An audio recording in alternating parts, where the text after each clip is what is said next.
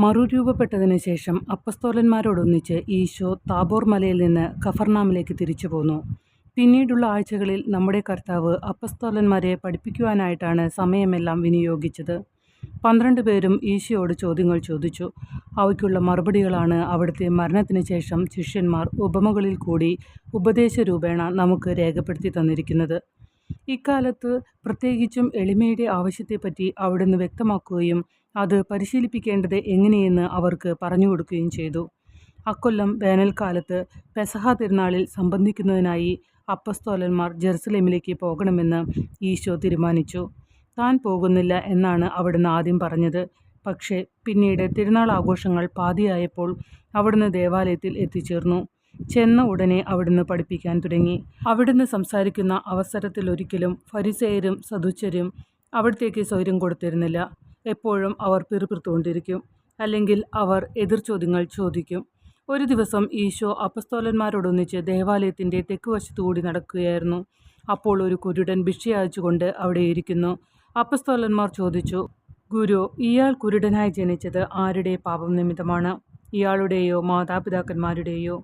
ഈശോ ഇങ്ങനെ മറുപടി പറഞ്ഞു, ഇവൻ്റെയോ ഇവൻ്റെ മാതാപിതാക്കന്മാരുടെയോ കുറ്റം കൊണ്ടല്ല, ദൈവത്തിൻ്റെ മഹത്വം ഇവനിൽ കൂടി പ്രകടമാക്കുന്നതിനത്രേ. ഇങ്ങനെ അരുളി ചെയ്ത ശേഷം അവിടുന്ന് നിലത്തു തുപ്പി. ആ തുപ്പലിൽ വിരലുകൊണ്ട് അല്പം മണ്ണ് കുഴച്ച് അതെടുത്ത് കുരുടൻ്റെ കണ്ണിൽ പുരട്ടിയിട്ട് അയാളോട് കൽപ്പിച്ചു, പോയി ശീലോം കുളത്തിൽ കഴുകുക. അയാൾ അപ്രകാരം പോയി കഴുകുകയും കാഴ്ച ലഭിച്ച് മടങ്ങി വരികയും ചെയ്തു. അയാളുടെ അയൽവാസികൾക്കും ആ പാവം ഭിക്ഷയാചിച്ചു കൊണ്ടിരുന്നത് കണ്ടിട്ടുള്ളവർക്കും അയാളെ കണ്ടപ്പോൾ വലിയ അത്ഭുതമായി. അവർ ചോദിച്ചു, ഇവൻ തന്നെയല്ലേ ഇവിടെ പതിവായി ഭിക്ഷയാചിച്ചു കൊണ്ടിരുന്നവൻ? അതെ, ഇവൻ തന്നെ. ചിലർ മറുപടി പറഞ്ഞു. അല്ല എന്നായി മറ്റു ചിലർ, അവൻ്റെ ഛായയിലുള്ള വേറൊരാളാണിത്. അപ്പോൾ അവൻ പറഞ്ഞു, ജന്മന അന്ധനായ ആ ഭിക്ഷു ഞാൻ തന്നെയാണ്. പിന്നെ നിന്റെ കണ്ണ് തെളിഞ്ഞതെങ്ങനെ? അവർ ചോദിച്ചു. അവന് പറയുവാൻ യാതൊരു ഭയവും ഉണ്ടായില്ല. ഈശോ മണ്ണുകുഴച്ച് എൻ്റെ കണ്ണിൽ പുരട്ടിയ ശേഷം എന്നോട് ശീലോ കുളത്തിൽ പോയി കഴുകുവാൻ ആജ്ഞാപിച്ചു. ഞാൻ പോയി, ഞാൻ കഴുകി, ഞാൻ കണ്ടു. അസാധാരണമായൊരു സംഭവമല്ലേ ഇത്? ഇതേപ്പറ്റി തുടർന്ന് അന്വേഷിക്കേണ്ടിയിരിക്കുന്നു. അതുകൊണ്ട് അവർ അവനെ പിടിച്ച് ഫരിസേയരുടെ അടുക്കൽ കൊണ്ടുചെന്നു. എന്താണ് സംഭവിച്ചത് എന്ന് അവർ അവനോട് ചോദിച്ചു. അവൻ തെളിച്ചു പറഞ്ഞു, ഈശോ എൻ്റെ കണ്ണിൽ ചെളി പുരട്ടി. ഞാനത് കഴുകി, എനിക്കിപ്പോൾ കാണാം. ഒരു സാബത്ത് ദിവസമായിരുന്നു ആ സംഭവം നടന്നത്. സാബത്ത് പാലിക്കാത്ത ഇയാൾ ദൈവത്തിൽ നിന്ന് വരുന്നവനായിരിക്കാൻ ഇടയില്ല. പക്ഷേ അക്കൂട്ടത്തിൽ അത്രയ്ക്ക് എതിർപ്പ് തോന്നാത്ത വേറെ ചിലരുണ്ടായിരുന്നു. അവരിങ്ങനെ ചോദിച്ചു, ഒരു പാപിക്ക് ഇങ്ങനെ ഒരു അത്ഭുതം പ്രവർത്തിപ്പാൻ കഴിയുമോ? അവർ തമ്മിൽ അങ്ങനെ അഭിപ്രായ ഭിന്നതയുണ്ടായി. എതിർപ്പുള്ള ഫരിസേയർ സുഖം പ്രാപിച്ച മനുഷ്യൻ്റെ അടുക്കിലേക്ക് തിരിഞ്ഞ് വീണ്ടും ചോദിച്ചു, നിന്റെ കണ്ണ് തെളിയിച്ചു തന്ന ആളിനെപ്പറ്റി നീ എന്തു പറയുന്നു? സംശയമെന്നെ, ആ ആൾ ഒരു പ്രവാചകനാണ്. പെട്ടെന്ന് അവൻ മറുപടി പറഞ്ഞു.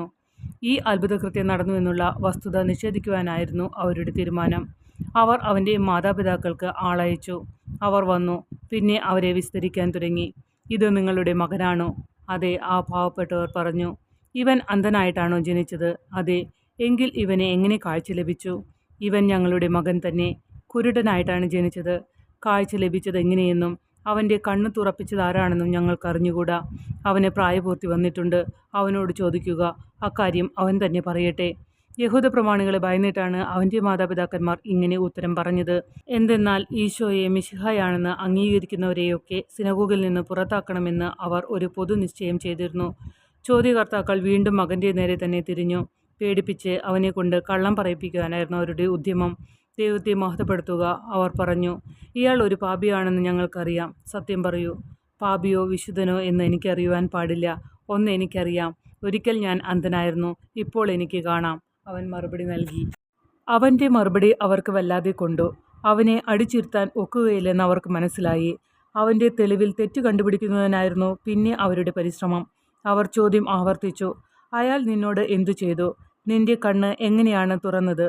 അവൻ്റെ ക്ഷമയറ്റു. അത് ഞാൻ നിങ്ങളോട് മുൻപ് പറഞ്ഞു. നിങ്ങളത് കേട്ടുകഴിഞ്ഞു. പിന്നെ എന്തിനത് വീണ്ടും കേൾക്കണം? എന്നിട്ടവൻ പുച്ഛത്തോടുകൂടെ ചോദിച്ചു, എന്താ നിങ്ങൾക്ക് അദ്ദേഹത്തോട് ശിക്ഷപ്പെടണമെന്നുണ്ടോ? ഇത് കേട്ടപ്പോൾ അവർക്ക് ദേഷ്യം മൂത്തു. കാരണം ഈശോയോട് അവർക്ക് അത്രയേറെ വെറുപ്പുണ്ടായിരുന്നു. അവർ പറഞ്ഞു, ഞങ്ങൾ മോശയുടെ ശിഷ്യന്മാരാണ്. മോശയ്ക്ക് ദൈവത്തിൻ്റെ അരുളപ്പാടുണ്ടായെന്ന് തീർച്ചയായും ഞങ്ങൾക്കറിയാം. ഇയാളെ പറ്റിയാണെങ്കിലോ ഇയാളുടെ ഉത്ഭവം എവിടെയെന്ന് പോലും ഞങ്ങൾക്കറിവില്ല. ആ ചെറുപ്പക്കാരന് യാതൊരു പരിഭ്രമവുമില്ല. വെട്ടിത്തുറന്നു പറഞ്ഞു, "ഓ, ഇത് അത്ഭുതം തന്നെ. അദ്ദേഹം എവിടെ നിന്ന് വരുന്നുവെന്ന് നിങ്ങൾക്കറിഞ്ഞുകൂടെ? എങ്കിലും അദ്ദേഹം എൻ്റെ കണ്ണിന് കാഴ്ച തന്നു. ദൈവം പാപികളുടെ പ്രാർത്ഥന കേൾക്കുകയില്ലെന്ന് തീർച്ചയല്ലേ? ഭക്തനായി ജീവിച്ച് തിരുഹിതം നിർവഹിക്കുന്നവൻ്റെ പ്രാർത്ഥന മാത്രം സ്വീകാര്യമായിരിക്കും. ജന്മനാ അന്ധനായ ഒരുവൻ്റെ കണ്ണു തുറക്കുക എന്ന സംഭവത്തെക്കുറിച്ച് ലോകാരംഭം മുതൽ ഇന്നുവരെ കേട്ടുകേൾവി പോലുമില്ല. എൻ്റെ കണ്ണ് തെളിയിച്ചത് ദൈവത്തിൽ നിന്ന് പുറപ്പെട്ട ആളാണ്. അല്ലാത്തപക്ഷം ഈ ദൃശ്യമായ ശക്തി ഉണ്ടാകുന്നതല്ല." ഫരിസേയർ ആകെ കുഴങ്ങി. അവനെ നിശബ്ദനാക്കാൻ ഒരു മാർഗവും കണ്ടില്ല. അവൻ്റെ ധിക്കാരം അവർ കോപാക്രാന്തരായി. "നീയാണോ ഞങ്ങളെ പഠിപ്പിക്കാൻ തുടങ്ങുന്നത്? ജന്മന പാപിയായ നീയോ ഞങ്ങളെ പഠിപ്പിക്കാൻ തുടങ്ങുന്നത്?" അവർ അവനെ സിനഗോഗിൽ കയറിക്കൂടെന്ന് മുടക്കി. ഈ വിവരം പുറത്തായി. ഈശോയും അറിഞ്ഞു. അവിടുന്ന് അവനെ വിസ്മരിച്ചില്ല. യൂദന്മാർ കുരുടനെ പുറത്ത് ആട്ടിപ്പായിച്ചു എന്ന് കേട്ടപ്പോൾ ഈശോ അവനെ തേടിപ്പിടിച്ചു. "നീ ദൈവപുത്രനിൽ വിശ്വസിക്കുന്നുവോ?" ഈശോ അവനോട് ചോദിച്ചു. "സ്വാമി, അങ്ങനെ വിശ്വസിക്കുന്നതിൽ അദ്ദേഹം ആരാണെന്ന് അരുളി ചെയ്താലും." ഈശോ കൽപ്പിച്ചരുളി, "നീ ആളെ കണ്ടുകഴിഞ്ഞു. നിന്നോട് സംസാരിക്കുന്ന ആൾ തന്നെയാണത്." ഉടനെ അവന് ആളെ മനസ്സിലായി. "കർത്താവെ, ഞാൻ വിശ്വസിക്കുന്നു" എന്ന് പറഞ്ഞുകൊണ്ട് അവൻ സാഷ്ടാംഗം വീണ് ആരാധിച്ചു.